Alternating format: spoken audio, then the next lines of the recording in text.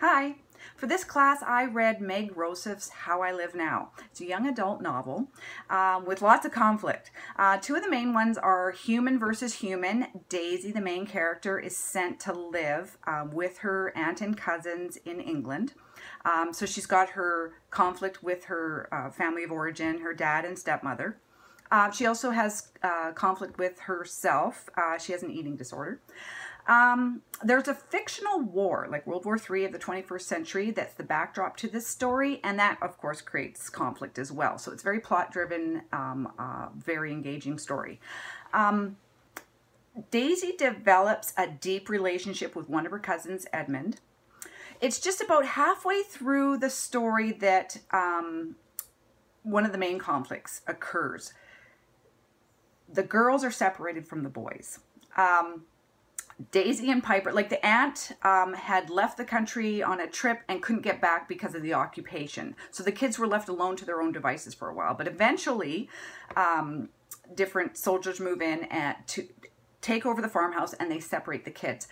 Daisy and 9-year-old Piper are sent like 100 miles away to be billeted at another farm, and the boys are sent to stay somewhere different than them. So they're separated, and at one point Daisy decides, you know what, we're going to get back to the farm and we're going to try and reunite with Edmund and Isaac.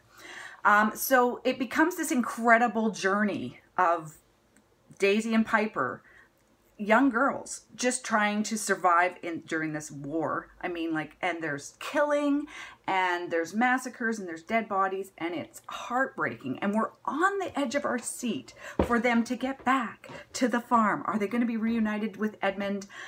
They get there, there's been a massacre, there's bodies everywhere. Daisy goes through all the bodies and determines, okay, Edmund and Isaac aren't here. And we're on the edge of our seat when the phone rings. And of course, the phones have been out for months. So this is a shock. And she picks up the phone, and then boom, Rossif yanks us right out of the story. And here's the quote. So we've had 29 chapters. We get back to the farm. We're hoping she'll find Edmund. And then boom, next page, it says part 1. I end up in a hospital where they kept me for months after I arrived back in New York, staring at a wall, stunned silent, frozen rigid with anger and grief. Now, it's such a shock as a reader, but I suppose it was just as much of a shock for Daisy to get ripped away. Somehow she was rescued and sent to New York. And then it says the worst part about those years wasn't the hospital or the solitude or the war or even being away from Edmund. It was the not knowing.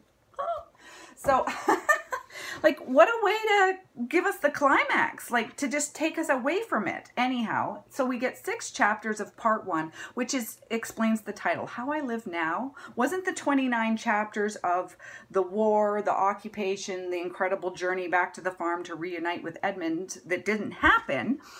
It's the 6 chapters, how she lives now, after the aftermath. So I think it's well written, but it's definitely a daring choice for the author to not write a reunion, to make it happen years later, to shock the reader just as much as the character by ripping her out of the story. So that's very unique. I think the author really raised the stakes, and I empathize with Daisy. Rossif ripped me out of the story.